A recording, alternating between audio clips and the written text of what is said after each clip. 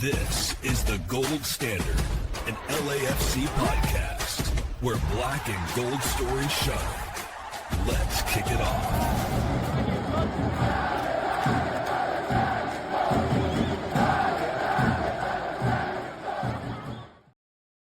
What's up, everyone? Welcome to the Gold Standard podcast. This is going to be an LAFC podcast talking about all of our favorite clubs. My name's Gabriel. I'm Carlos. Thanks for having me. Well, you're the co-host, so you're welcome. No problem. You're going to be here all the time. Always. But welcome. Look, this is a new podcast, okay? We're new at this. You could probably tell right off the bat. But I think that for any podcast, no matter what's happening and what it's about, the first thing that you have to do is introduce yourself. Let everybody who's listening know exactly who you are and why you did it. So I'll first talk a little bit about myself so that everybody can kind of get a feel for one of your hosts. So my name's Gabriel. I'm born and raised here in LA.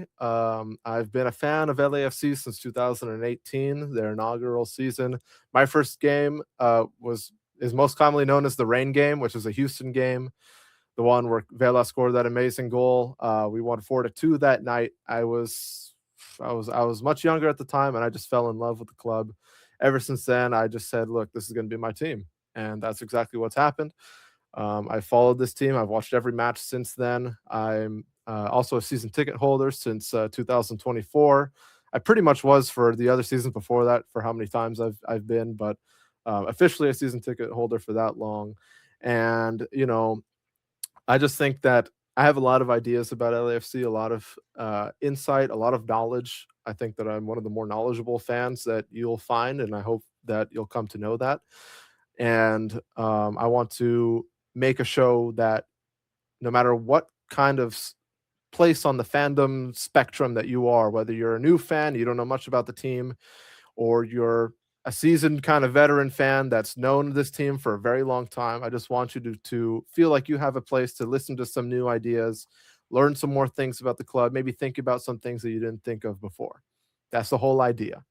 But I'll let Carlos introduce himself a little bit just to kind of give his idea of who he is for you guys. Well, yeah, I'm Carlos, born and raised here in LA, same as Gabe. We actually met in high school. Really great guy. I'd say I've been a fan of the team for at least like a year and a half now.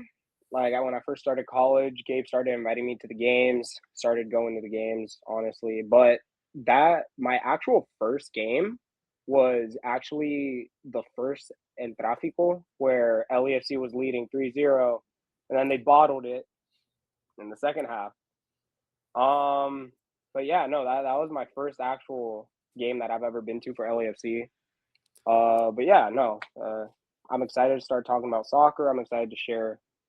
Well, we're both excited to share the knowledge that we have. So it's good. It's gonna be great, man. As you can tell, my main team is Real Madrid. Been a Madrid fan all my life. Look, Carlos is my number one guy. All right, I've known him for a long time, and we have a great relationship. And I just figured that there's no better person to talk about football, soccer, on this podcast specifically, a new podcast that we want to shape into a really big thing eventually, than Carlos. I just think that he's a really knowledgeable guy. He knows a lot about both the domestic MLS league and the international different leagues that you could find and watch. He's a guy that knows a lot about ball. Okay. But I came to him with this idea, and the idea was to make a podcast reflective of the kind of standard that we have for LAFC, as implied in the name, right? Look, LAFC is not a club that exists to be an average team. Since the inception of the team, breaking records in its inaugural season as the best at the time MLS expansion club in terms of their record, in terms of their performance, what we saw in that first year set the foundation for everything that LAFC is today. That's why they're able to get players like Son, Giorgio Chiellini, Gareth Bale, Carlos Vela, Giroud, you name them, right? And so, because LAFC does not exist to be an average club, we don't believe that it's fair to judge it like an average fan. And therefore, we came with the name the Gold Standard, because we want to judge LAFC by the gold standard. So that will apply to performances, the roster decisions that Thorrington is making at the top of the chain, long-term decision making for the club, what we're seeing on the pitch, the fan culture, everything that makes a football team will be judged on this podcast, will be discussed on this podcast, and we want you to get involved too. So make sure, leave comments, like and subscribe, all those different things. Make sure that you do that, and we are just really excited to get this thing going. All right. But Oh yeah. yeah, First game we're gonna be analyzing is the Real España game versus LAFC. It's gonna be exciting. We're gonna watch the away game. Are we gonna live stream it? It depends. I don't think we'll have big enough fan base at that time. All right. Well, we're gonna watch it, and then the home game, we're definitely gonna go to the stadium. Yeah. We're definitely gonna try to analyze what LAFC did right, if they did anything wrong, and then hope to build from there. Look, we're going to give a preview for everything you need to know about Real España in a future episode, on episode 2. This episode is going to be centered around LAFC's offseason after the disappointing defeat in Vancouver in 2025. And just kind of leading up, what are our expectations leading into the season? Who are the new signings? Who's here? Who's gone? All those different things that you might need to be caught up with. Just a refresher, right? It's been a couple of months. If you're a fan, it's nice to hear it again, just to know exactly what you're going into. So the first thing that we're going to go into is our off-season signings. So I think, just to start with the most recent news, it's important to talk about none other than Steven Eustáquio, on loan from FC Porto to LAFC for the 6 months, leaving in the summer. Carlos, I think you've heard of this guy before. I feel like a lot of guys have heard of this guy before, right? This is a good signing for LAFC, and I think that this signing comes for 2 reasons. One, look, LAFC has a lot of Canadian players on their team already. We'll go into them. We got guys like Chouanier, Schaffelberg, Thomas Hasal. The Canadian connection at LAFC is real. Not only that, but LAFC is a club, as we have discussed, is not average. The ambitions are to come home with at least one piece of hardware every end of the season. At least one trophy. That is the objective. If that doesn't happen, it's a failure for the club. That's it. That's all it is. And I think Steven Eustáquio knows that. I think that John Thorrington sold that message to him, as he did for all the other players that he's brought in. I think that not only is Eustáquio here for the challenge, but I think Eustáquio is also here leading up to the World Cup. Look, at Porto, for whatever reason that was, not exactly getting as much minutes as he probably would have hoped. And LAFC is a team that can absolutely offer those minutes to Steven Eustáquio. Eustáquio, for those who don't know him, look, Eustáquio should remind you of a player that we had at LAFC. Specifically, I want to bring it back to 2022 with Ilie Sanchez. The way that Ilie Sanchez was able to control the pitch, to control and settle the game, connect the defense to the midfield, which then connected to our forwards. Eustáquio is a guy who can hit any kind of pass around the field, short or long.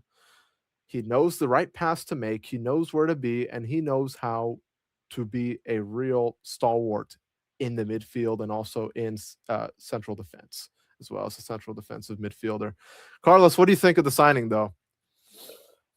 Honestly, it's a great signing. We definitely have been missing a player profile like Ilie ever since he left for Austin the Broccolis, no? Yeah, Broccoli FC. Broccoli. No? I was thinking of the name. I was like, oh, dude, what do we used to call him? Yeah. But no, we've definitely been missing someone who can control the midfield like Ilie could, who could step up and defend like he could. I feel like it's a great signing, honestly. It's a great signing. I agree with that, 100%. Look, only time will tell. Only time will tell. High expectations for Steven Eustáquio with the way he's coming in and the role that he has to fill, especially with the unfortunate injury in the middle of last season to Igor Jesus, who was I would argue, the best central defensive midfielder in the league at that point. Really, really promising young player. Unfortunately injured. There's big shoes to fill in the midst of kind of waiting for him to come back. Now, the next player that I think we should talk about that has fans excited, also a few fans a little bit on the edge because of the injury, as reported by LAFC right after we signed him, is one Jacob Schaffelberg from Nashville. I think I guess I'll just talk about him first. Again, look, this is an impact kind of player. This is a guy who will be similar to the profile of Denis Bouanga in terms of the effort of running. A player that's going to run at you, run in behind defenses. This guy just runs. He runs. Energy of like a Latif Blessing, just always there, always involved.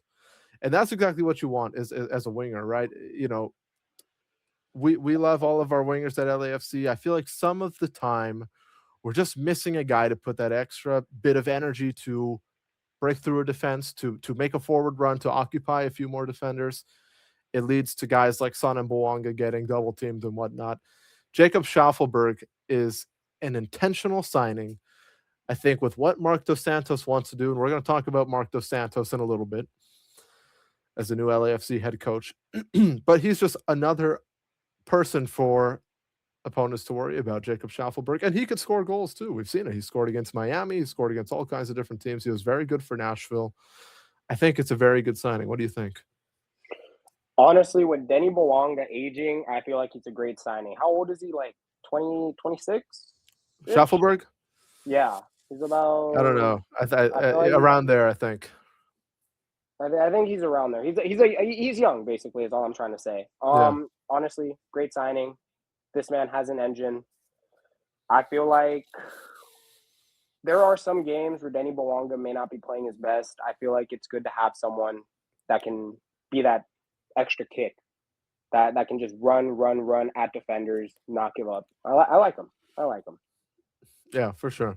Yeah, 100%. I think that Schaffelberg is one of the few that we should be looking out for. If you're gonna have to choose a few to look out for, Schaffelberg is definitely one. Do we know how long he's out for his injury?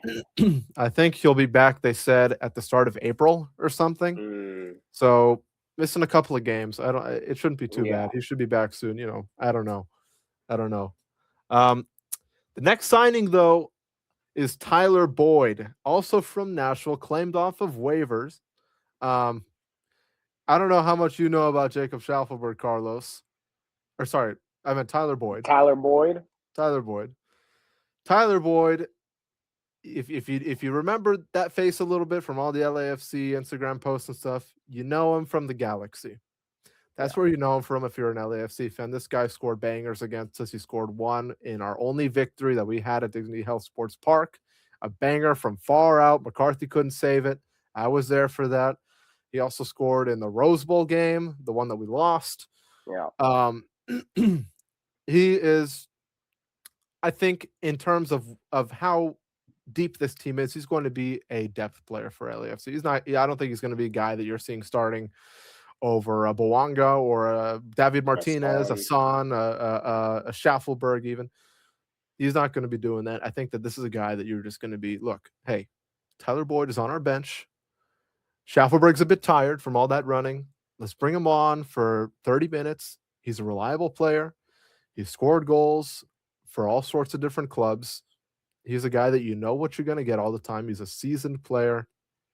And I just think that he just raises the floor of what we have on the bench, what the idea is of this club. Remember, in 2022, what was the thing everybody was talking about at the beginning of the season? It was that the bench contributes. I think at one point we had a stat where we had like 7 goals off the bench in like the first 2 months or something, which is a lot. And I think it even broke a record at the time. And it came from having a deep and strong bench. That's what it was. And that is what makes championship teams successful, is having a deep bench, guys with different skill sets that you can rely on and pick and choose for every different kind of game. I think that Tyler Boyd is just another thing to tip the hat to for John Thorrington, able to make that signing off of waivers. Did you have anything to add to that, though? For that one, no. I think you hit all the marks, honestly. I mean, besides him playing at the Galaxy, I haven't really seen much of his game. You know, look, next player, and this is definitely one that a lot of people were talking about when he was signed. This is a very exciting player, a young player signed to a U22 spot on the roster, is none other than Swedish player Amin Budri, the midfielder that we got from the Swedish league. Mhm. He's just, yeah. Have you seen him at all, Carlos? Have you seen those highlights of his at all, or not? Not yet. Not yet. Not yet. Look, I need to get more caught up, honestly. don't worry. We learned together on here. Look, Yes, we do. Amin Budri is kind of a different profile of a player that we haven't seen at this club as long as I could really remember for a long time. He is an attacking sensed midfielder. This is a guy who works well in tight spaces, dribbles around, can get past two or three guys sometimes. He's confident on the ball. He likes to create chances for the forwards, but not only that, he has a knack for scoring goals too. He wants to shoot the ball. That's one of the most frustrating things that I saw last season. Is as much as I love these players, guys like, you know, yeah, I guess when Schwanier arrived, Tillman the whole season, I love these players. Tillman had no goals on the whole season last year.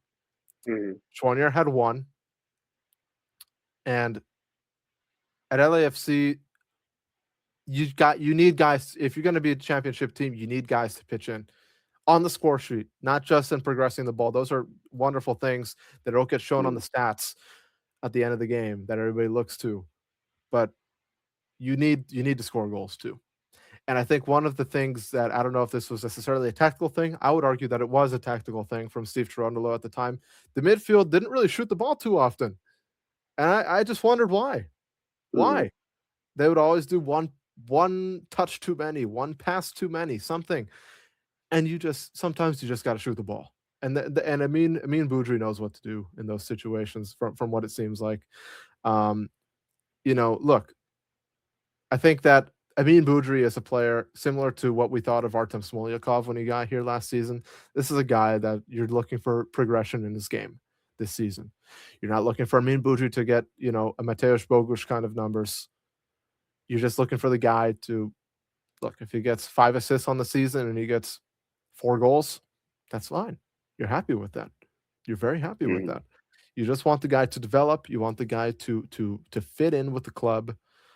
I don't know if he's going to be starting every game. We'll see. That's up to Mark Dos Santos. But I think that it's a very interesting signing. It shows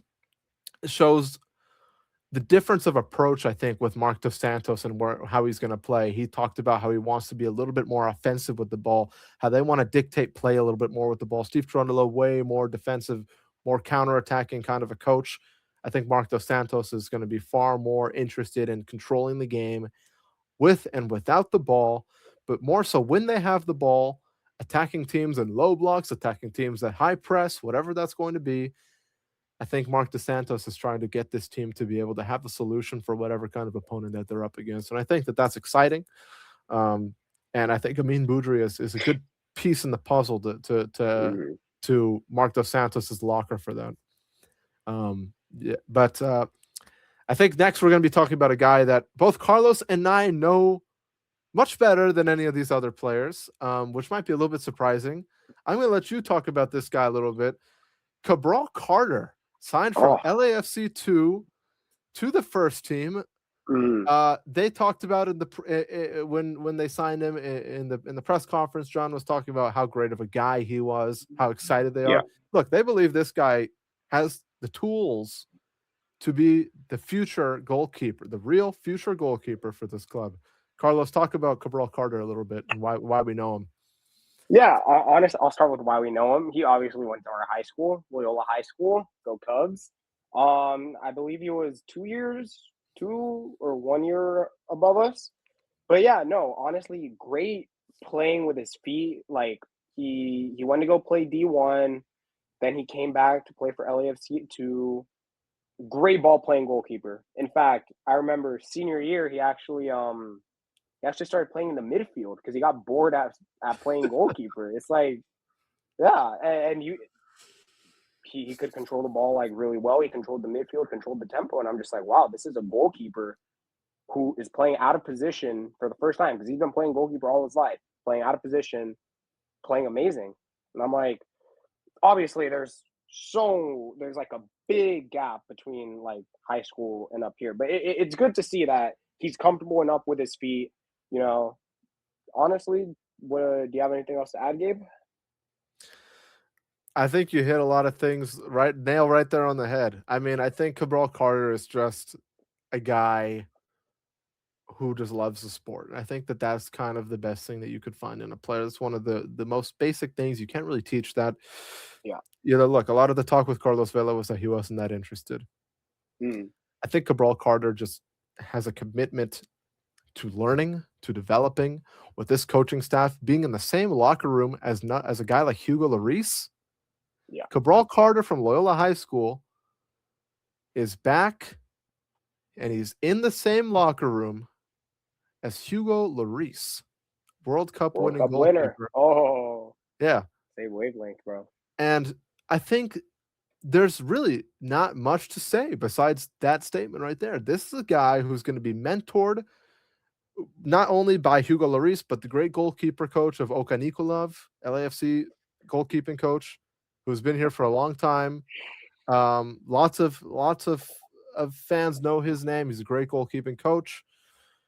I think that there's just so many resources there for Cabral. No, Carter. He's going to succeed. The kid's going to succeed. And he will. It really just shows that LAFC is looking towards the future. Like, promoting such a young goalkeeper, having him be in the same, like you said, being in the same locker room as Lloris, getting mentorship, advice, like just being able to train with him and then like improve his game. Like, you only improve by playing with people that are better than you, because that gives you drive to improve. And right. I feel like the sky's the limit for this kid.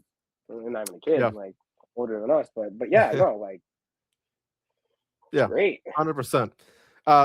Another signing from LAFC too. We don't know him that well. I've seen him. I think I know a little bit more about him than Carlos might. Matt Evans, LAFC 2 midfielder, promoted to the first team. We saw him at the Coachella Valley Invitational play some minutes. That kid really has a boot on him. He could hit a shot. He could hit a shot from really far away, and a powerful one at that. I think that, look, they talked about him. They said, look, we want this. This is Matt Evans representing Guatemala. He also played in I think it was the friendly match, Guatemala against, I forgot exactly who it was against, but I think it was, I don't know. I don't remember.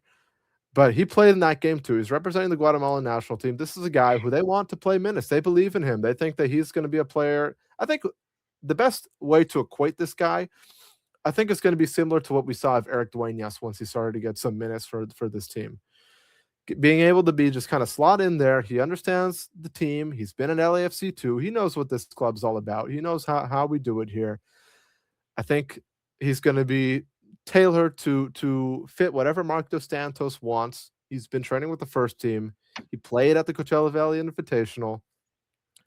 I think that we could expect good sights from Matt Evans. Look, championship teams don't always have to have seasoned players on them. You know, it could be guys like Eric Dueñas and Nathan Ordaz when we won MLS Cup in 2022. Kids that you could just say, hey, we like you. Give it a shot. Go in there. Try and fit in. I think that that's exactly what we're going to be seeing from Matt Evans. Cabral Carter less so, since that goalkeeping spot, you know, he's behind Lloris and Thomas Asal. But I think both guys are going to be a very interesting watch in this season.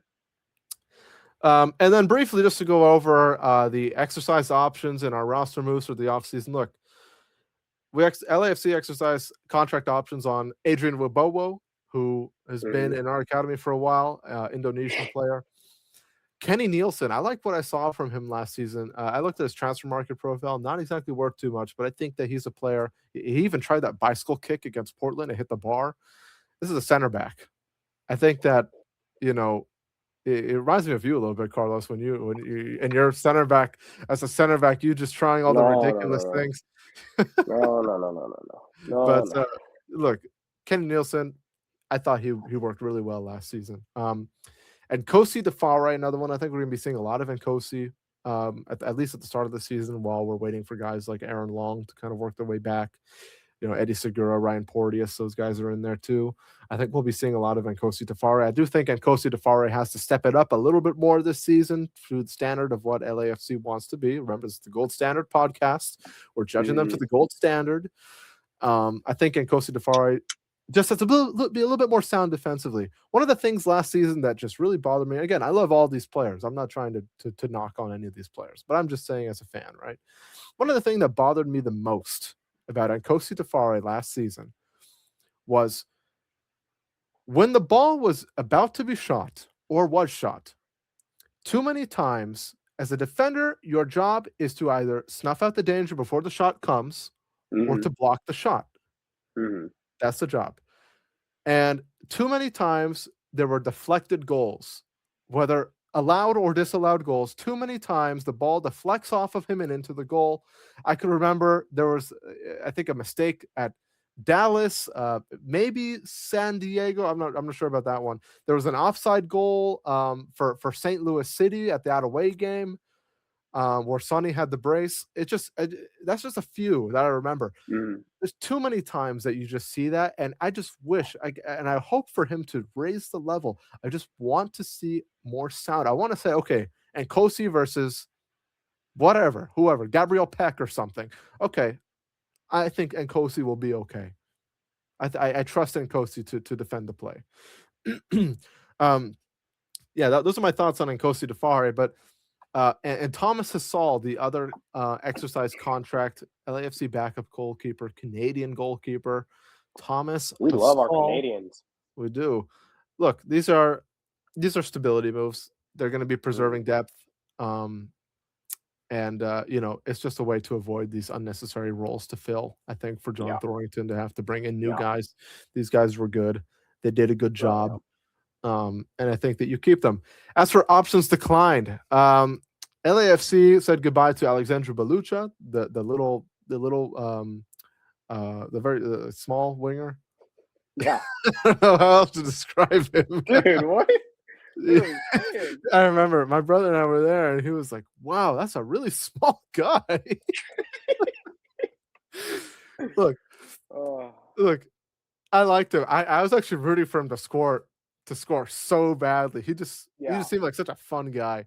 Too bad, but I understand. It's just business. He was only here for a couple of months. Yeah. They didn't see enough. It was just a depth move at the time. Yeah. Jailson was the other one, the CDM, the Brazilian player that we got from Celta Vigo. He said we said goodbye to him. He was only here for half of the season as well. I like Jailson though. I thought he was quite good. I wouldn't mind seeing him back. He was a pretty tall midfielder. He was like 6'1" or 6'2" or something. Yeah, at least the way he looked. This says options declined, but they actually just announced that they re-signed him because he was, I think, in free agency. Ryan Raposo from Vancouver. We got him after his Vancouver stint.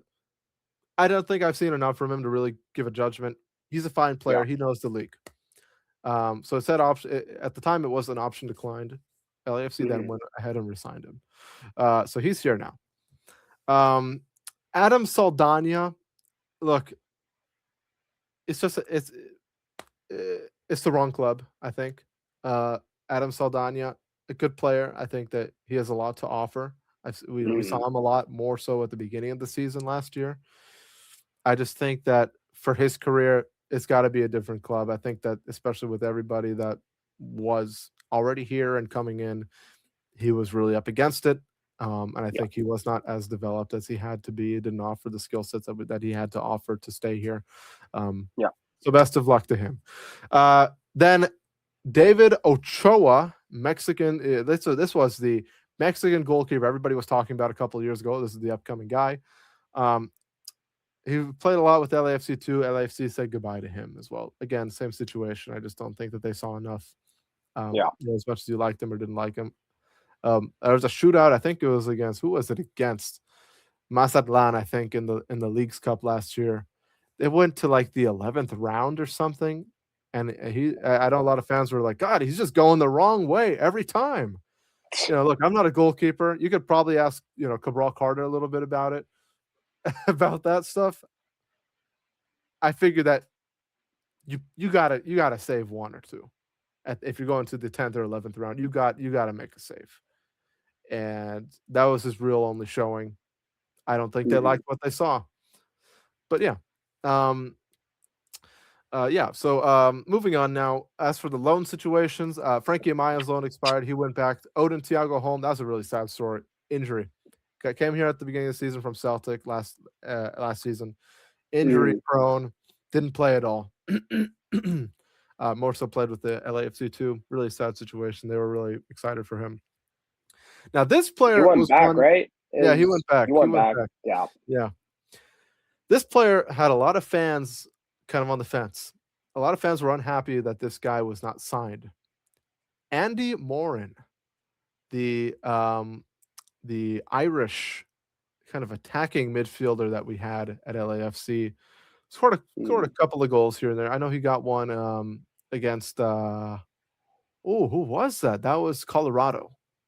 And then that Vancouver game that we lost, he had like 2 or 3 real good chances that he just had to put away. He didn't do it. Look, I liked what I saw from him. I think that at the time he worked well to gel the team together. For that price tag, though, I forgot exactly what it was, but I know it was quite hefty. You're never going to do that. You're never going to pull the trigger on that. John Thornton would much rather go after a different target that you're going to be keeping here full time. That has a different skill set, especially at the time. It was under Steve Cherundolo. You didn't know who the manager was, and if they did know that it was going to be Mark Dos Santos, you didn't know and really plan out everything yet because you're still under the era of Steve Cherundolo. So it makes sense, I think. I can't blame them for that. Look, as for people re-signed, it was Hugo Lloris, Mathieu Choinière, Ryan Hollingshead, Sergi Palencia, Timothy Tillman, and Nathan Ordaz signed to contract extensions. I like all those things. Look, Lloris is at the end of his days as a professional footballer. He's here it's probably the last season. I'm sure it's the last season for Lloris. You're just looking for a guy who you could just trust in between the sticks, mentor those other goalkeepers, and then thank you very much. As for the other guys, I think that they still have, obviously they're not, in the goalkeeping position, so you see them much more in terms of, the way that we play and whatnot. I think that they have a lot to offer. I really like all the signings, especially Sergi Palencia and Timothy Tillman. That might be surprising. Some fans don't like Timothy Tillman that much. I really like him. I think that Timothy Tillman has the potential with some more years under his belt to be one of like the top 10 to 15 midfielders in this league if he's not there already. I think that his athleticism really sets him apart. I like Timothy Tillman. Does he make the right pass all the time? No. Does he make the right shot all the time? No. He wouldn't be in Major League Soccer if he did that. Yeah. He would be at Real Madrid, probably on his wall right behind his head over there. But yeah, look, that is our LAFC offseason recap. There's still a few more things to talk about on this show. Yeah. Carlos, look, we went through a lot of different players, a lot of different things. So who would you say is your player to watch for the season? Your player to watch for the season. Tell us why. Then if there's anything that you didn't like, let us know as well. Oh, you are really not going to like what I have to say for this. I think you already know. I think you already know. Let's see. Can you take a guess? Take a guess. Of who you like? Yeah.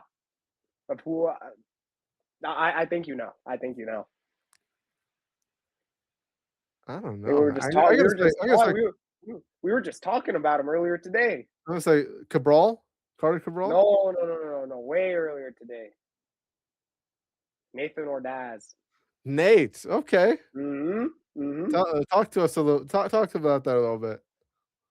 Honestly, I'm Salvadorian. He is arguably one of.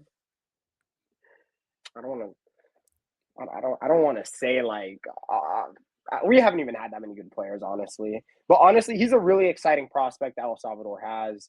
Honestly, he's got me actually watching our national team again. Like, I feel like if we give him the time to develop, he could definitely be a star on this team. I feel like he is a player to look out for in the next season.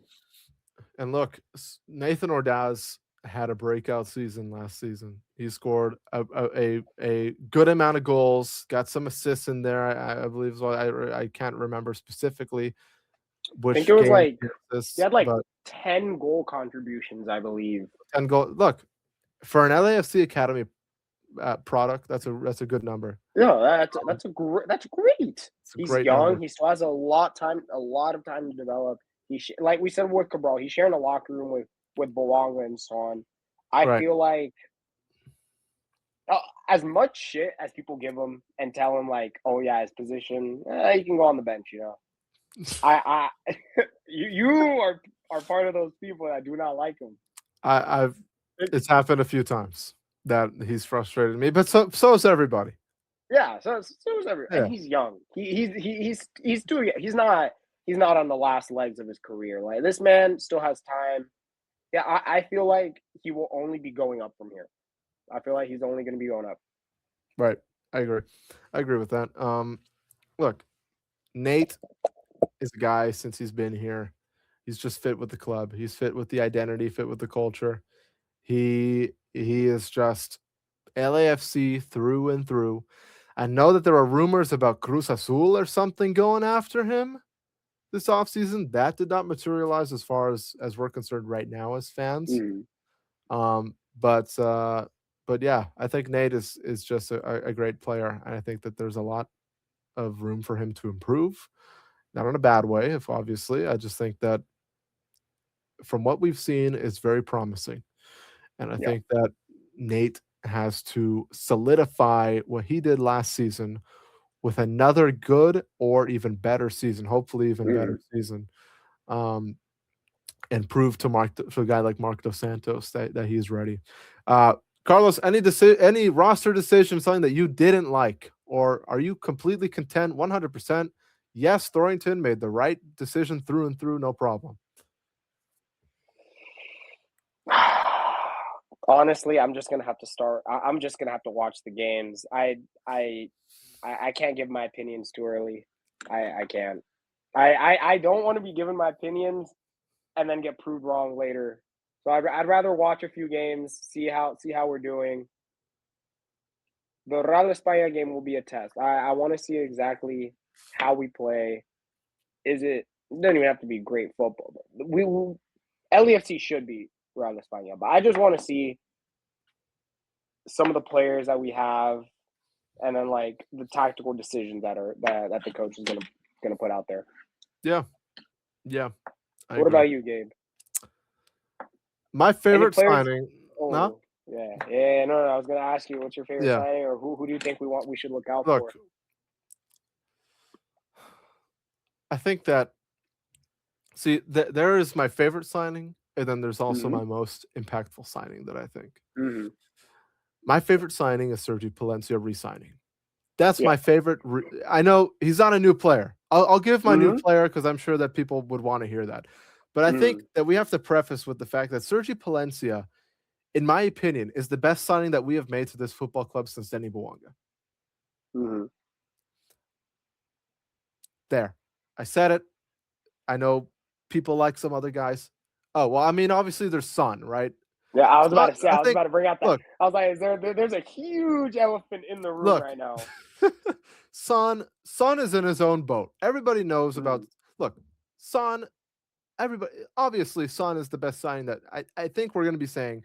Son, alongside a guy like Bouanga and Carlos Vela, is the best. Are the three best signings that this club has ever made. I think that that's going to be what it is. Okay, just for their impact, not only on the pitch but off the pitch. Look, a guy like Carlos Vela, off the pitch impact. You knew it. He really tied with the Mexican American fan base here. The entire Latino community at that came to support LAFC, support Carlos Vela, and he was the flag bearer for all of us Latinos that love to watch football, wanted a team to support that represents us. That's Carlos Vela. Bouanga, Gabonese international player. Nobody really knew him when he came. Everybody knows him now. This is the guy. This is the guy, and we're going to be talking about the Bouanga rumors in a moment. But Bouanga is a guy that has lit this league on fire. Okay. Even from that first summer that he came here in 2022, he scored a couple of goals, 2 important goals at that. He scored 2 goals against the Galaxy in that Western Conference semifinal in 2022 to lift us over the edge against them. We won that game 3-2 thanks to that Bouanga brace and Chucho Arango.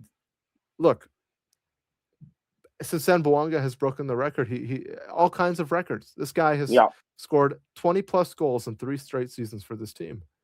Yeah, and now that is a different kind of impact than specifically what you get with a guy like Carlos Vela and Son Heung-min. Son Heung-min, Carlos Vela, more so about tying and bringing together the community behind the club. Bouanga does that too.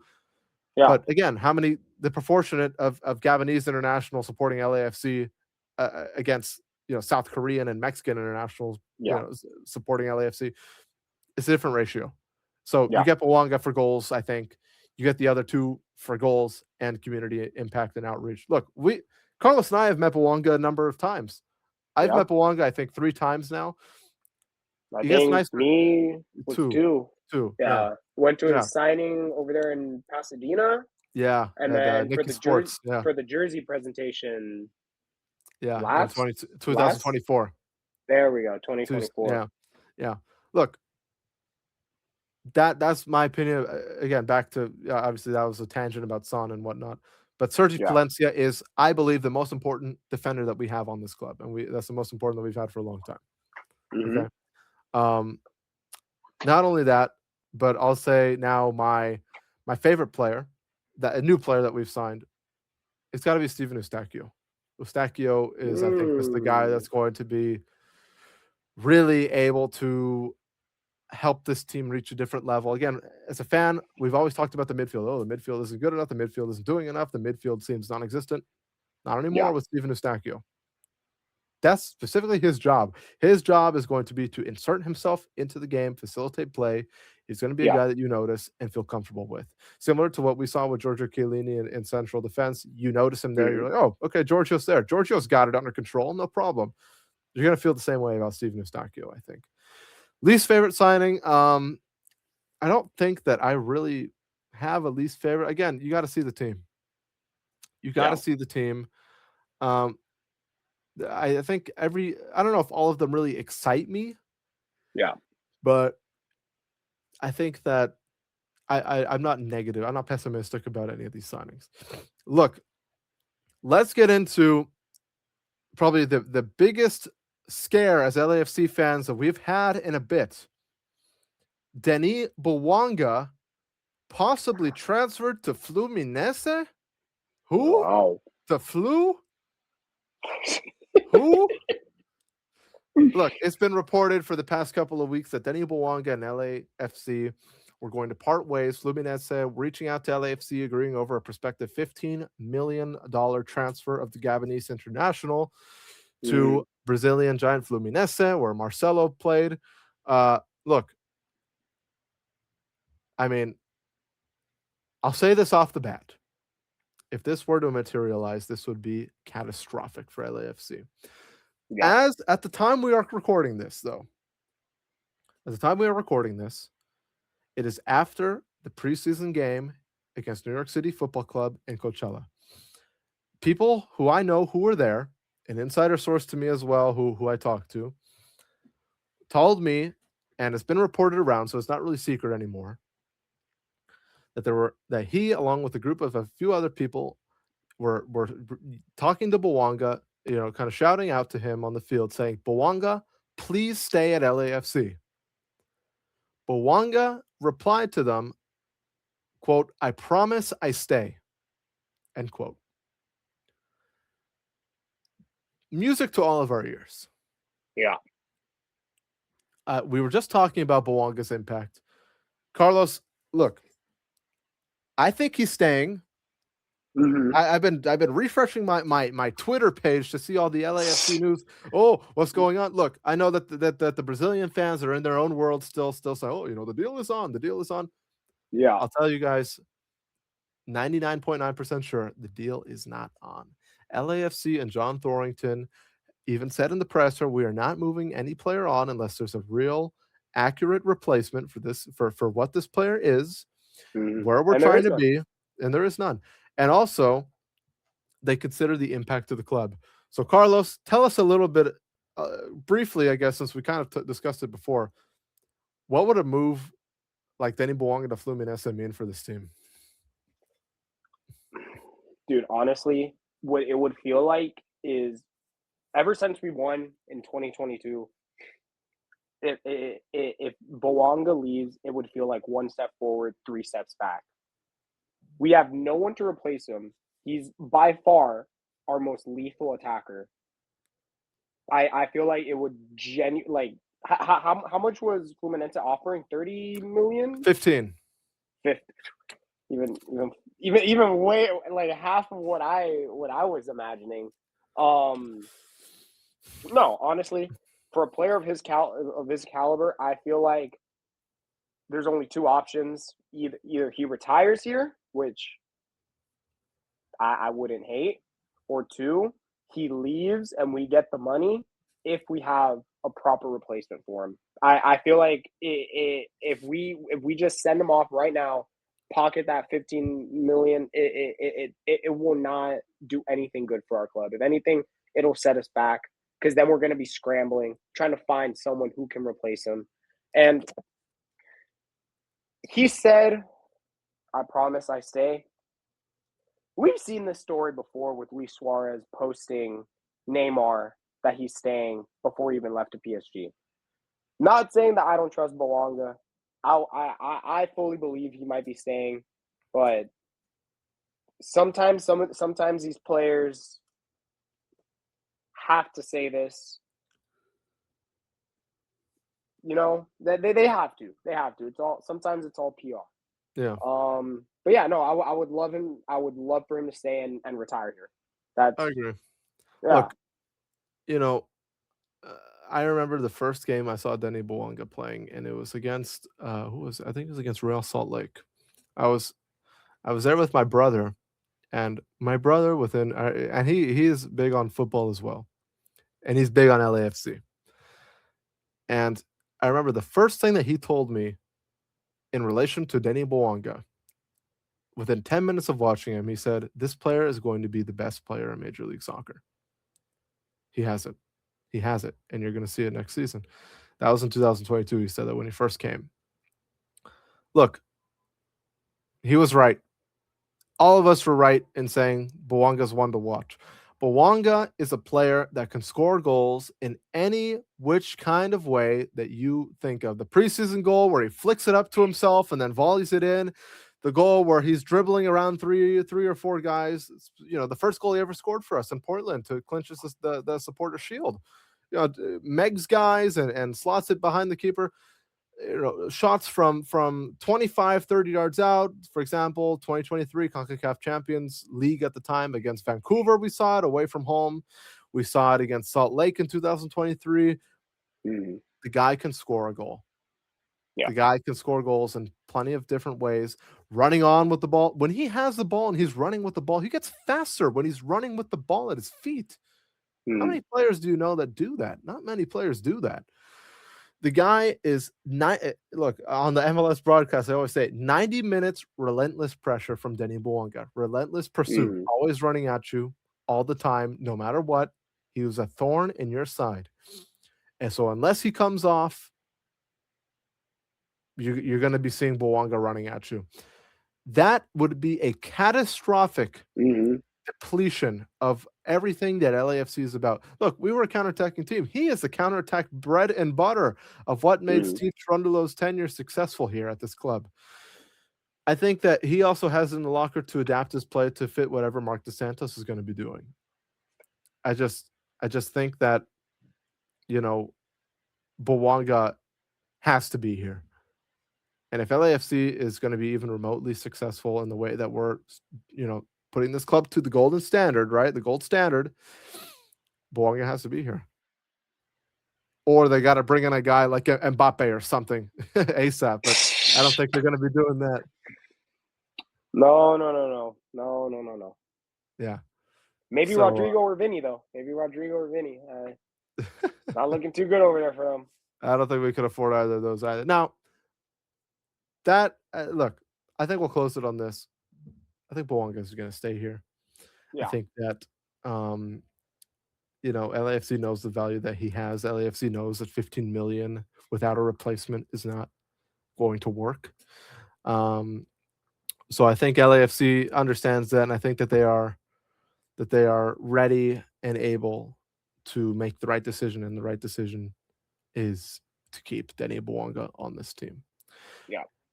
2 more points to get to before we close this out. Okay. Let's talk first about the preseason game, and then we're going to talk about Marc Dos Santos and what to expect for this season, what I believe to expect. We kind of touched on it throughout the podcast. Yeah. We'll talk about that. We'll sign off, and we'll see you guys again for the LAFC versus Real España preview. But first, let's talk about quickly that preseason game. LAFC draws 1-1 with New York City Football Club in Coachella Valley Invitational. Goal scored by Denis Bouanga for LAFC, and I believe it was the 88th minute to bring us level 1-1. The beautiful volley goal from David Martinez's relentless effort to chase down the ball, win it back, and kind of lob it over to Bouanga. It wasn't easy, but Bouanga made it into a goal. Mm. I don't believe that you were able to watch the game, Carlos, but I watched the game in full. One thing that, obviously it's preseason, so you take this with a grain of salt, but what I would say, one thing that I didn't like that I saw, the press was very uncoordinated. Mm. You had guys moving to swarm the ball on one side and leaving gaps on the other side. And it was rough to watch. It was really rough to watch at times. They were just passing around. Again, I think part of the reason is because it was LAFC 2 players that started the game. They don't have as much experience and whatnot. I understand that. I think that it's something that you could just kind of weed out with time in training and practice facility, all those different things. Marc Dos Santos is going to weed those things out with his coaching staff, especially when he has the first team in there, start to finish.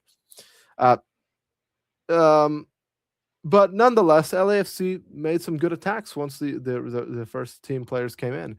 My man of the match for me was David Martinez. I love David Martinez in that preseason game. I thought that, he's a young player. He didn't get a lot of playing time last season under Steve Cherundolo. He's going to be getting a lot more this season, I think. And we'll talk about that when we get to what to expect. Look, I think that he has a lot to prove this season. I think that there's a lot of good things to note about David Martinez. And I thought that he showed a lot of good qualities, not only with the ball, dribbling the ball, facilitating where the ball is going, movement off of the ball. But the thing that really stuck out to me, and I just mentioned it before with the Bouanga, talking about the Bouanga goal, is he presses, he's chasing after defenders, winning the ball back. We didn't see that at all. When he'd lose the ball, maybe he'd get frustrated, maybe he just wouldn't chase last season or the season prior. He's doing that now. That's the evolution. I think that for him to become a top level player for this club or any club, wherever he ends up, there's parts of his game that has to be developed. And one of which is that pressing the ball, getting after as a winger in the modern game. You just have to do that. You have to track back. You have to defend. You have to press players. You have to be good on the ball. All those things. He's good on the ball. I think he needs help with what he's doing off of the ball. And I think that that's where his real development has to be judged this season. But yeah, you didn't get to watch the game, so I don't think there's anything else for me to ask you in regard to that game. Yeah. Unless there's anything you want to add. Is there anything? Probably not. No, did not get to watch the game. Very unfortunate, honestly. Sometimes these preseason games offer a lot of key insights, but only time will tell. Yeah. Gabe, I did have a question though. Oh yeah, go ahead. Well, Dave, you were gonna finish the point. If you're gonna finish the point, did you have anything else to finish for the preseason? No. Go ahead and ask me. Well, okay. Do you believe and Mark Dos Santos at the wheel. That is exactly what we're going into right now, the Mark Dos Santos segment. Look, LAFC appoints Mark Dos Santos as the head coach. Yeah. Successor to Steve Trundle. He was our assistant coach in 2018. He then left. He came back, worked with Steve Trundle. So he's been the assistant coach both times, both stints at LAFC. He's only managing his only real part of the resume that as a first team manager for an MLS side. Vancouver. Yeah. There were implications there. They were away from home. It was during COVID. They had to train at different places around the country. It was just a rough stint. I don't think it's fair to judge him all the way on that. But look, a lot of fans were disappointed. They were trying to get, a guy like Tata Martino in here, a guy, I don't know, some kind of proven guy, Jose Mourinho, something. My gosh. The delusion starts. He's too busy beating my club for some reason. I don't know. Crazy work. Yep. But look, LAFC fans wanted a different signing for the most part. Yeah. No, yeah. We wanted a real, proven, big time, big game manager. One of the biggest criticisms of Steve Trundle throughout his tenure was he lost a lot of big games. But he also won some. To be fair, he did. He did win some. How many finals did it take for him to win a final, though, Gabe? Well, he won his first final. He won the 2022 MLS Cup. He then lost the 2023 MLS Cup. He also lost the 2023 CONCACAF Champions League final, as it was named at the time. Another big game was in 2023, the Leagues Cup. We were knocked out to, I think it was Monterrey. 2024, he won the Lamar Hunt U.S. Open Cup. Very big trophy. Big trophy. Yep, exactly. Biggest trophy in America.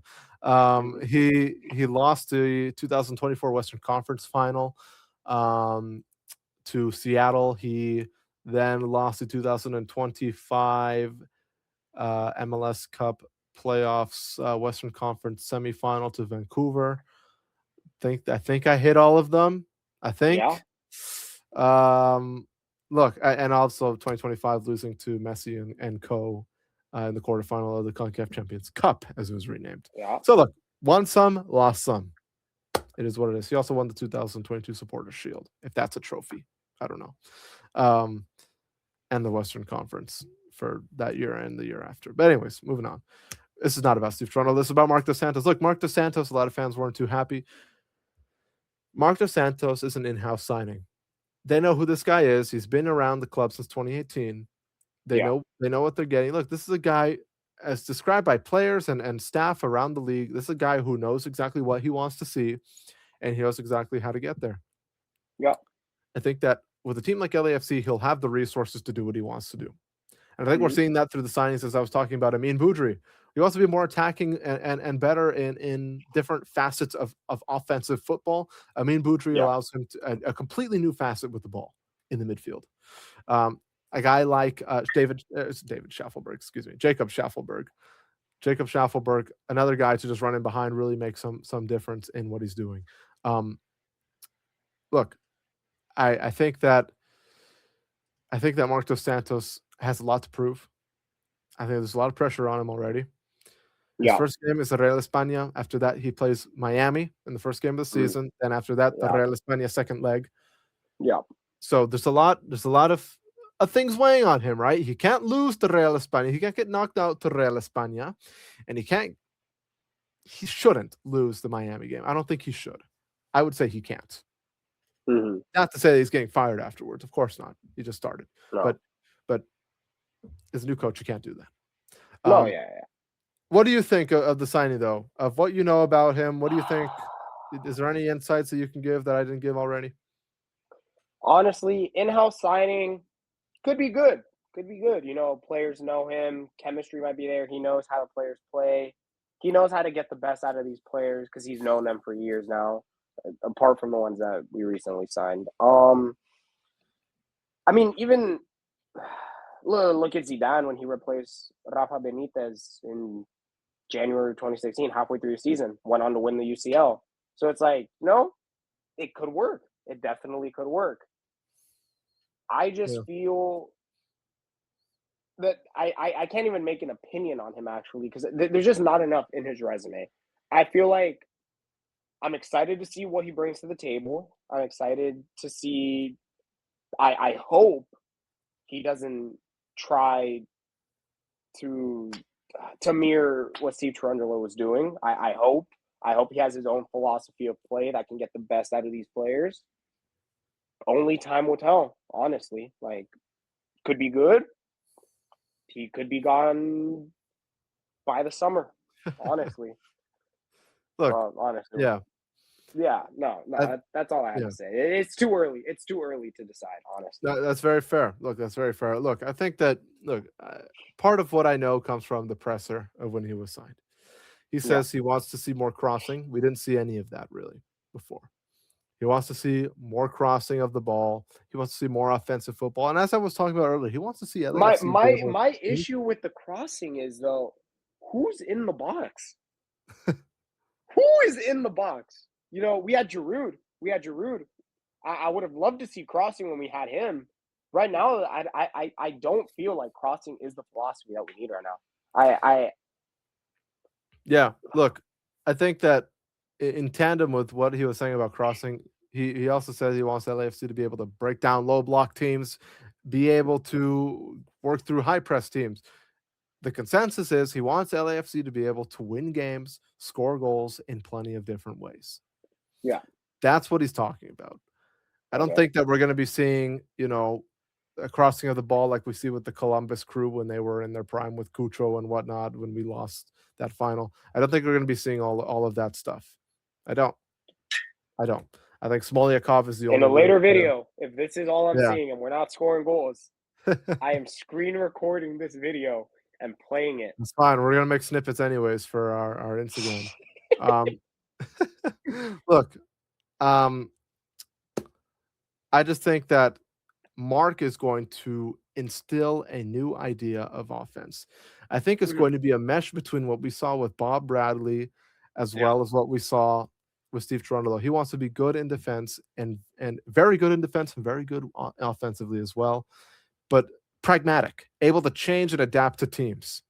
That is the way that you win in the modern MLS era with teams like Miami and whatnot. Look, Miami has game changers like Messi, but we also have game changers too. Son Heung-min, amazing. Everything that Son has done has been amazing. I cannot wait to see more of Son Heung-min. Yeah, Bouanga, I agree. Yeah, Bouanga, obviously an amazing player. There's plenty of guys on this team that have just done an amazing job since they've come here. I think Mark Dos Santos is going to be very happy to use those resources, to put it, just to put it frankly. Yeah. And I think that he'll be successful here at this club. I think that he will. I think that he has the tools to do it. I think that this is just a step in his managerial career, similar to Steve Cherundolo coming from Las Vegas Lights. So I think it all depends on if he's able to use the resources properly, get results, play some good football, hopefully, as well. Not boring football like, unfortunately, we saw with Steve Cherundolo. Yeah. As my brother called it, he called it the flying U, because here was the opponent's goal, and all we would do is pass the ball around all or like this, like a half moon all the time. It was boring football. It was. Yeah. It was counterattack. It was boring. You suffer a lot with Steve Cherundolo. It was boring. It wasn't fun to watch. But it did get results. At least most of the time. Sometimes not in the big games. But anyways, that's for another episode. Look, Carlos, this has been a fantastic first episode of our podcast. Yeah. Obviously, in a moment, I'll promote our social media and where you can find us. But I think that the other aspect that's important to talk about is, just as a last resort, kind of as a natural, is our invitation to the LAFC community as a whole to get involved. Look, Carlos and I love to talk. We talk a lot, Yeah. I'm Cuban. I talk all the time. I'm sure he knows that all too well. Look, Carlos and I have an idea for this podcast, and the idea is for this to be a conversation. At some point, we want to do live shows and stuff once we have, a little bit of a following growing, people that want to tune in and listen to us. As of right now, this is the first episode, so we don't know exactly how this will go. Yeah. Right? I know the LAFC community. I know the Sun fan base, everything. it makes Carlos and I optimistic about what this podcast is going to be. We want this to be a conversation between not only ourselves, but with you as well. So please get involved, comment, follow us on social media, like and subscribe, like this video, subscribe to our YouTube channel where this will be posted. And tell us as well, hey, what did you think of LAFC's offseason? Which moves did you like? Which moves did you not like? Yeah. Do you think that Carlos and I got it wrong about something? Do you think Carlos has, a terrible, terrible team fan selection of Real Madrid in the background? Maybe sometime we'll ask him about why he's got so many Madrid jerseys on the wall and whatnot. And I got more in my closet. More in my closet. Hey, you got one on your body right now. Look at you. Mm-hmm. Look, which signing concerns you? All of those different things. Okay, all of those different things. Whatever you want to talk about, honestly, whatever you want to talk about. Your thoughts below. Look, absolutely.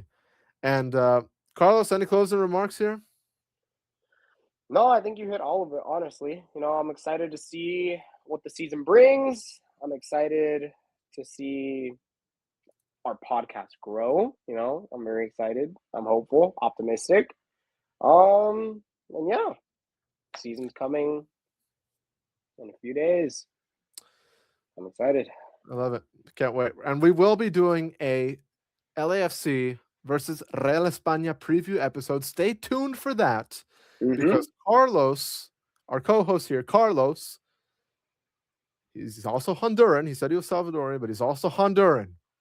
And he knows quite a bit about Real España. He'll talk about that in our preview episode for LAFC versus Real España. Make sure that you stay tuned for that episode. He knows the team very well. He's been to their stadium. He knows the players and how the fans are, the venue, what to expect from this team. He's going to break it all down soon. We're going to try and get that episode up and running. Let's say, I think probably by Saturday or Sunday. Probably. We're gonna try and get that out, maybe even before then. Keep in touch with our socials. Keep those notifications turned on so you can see whenever we upload a new video, make a new post, a new story. All that information will be put on our social media. Okay. And to give you the platform for our social media, you can follow us on Instagram at goldstandard.pod. Okay.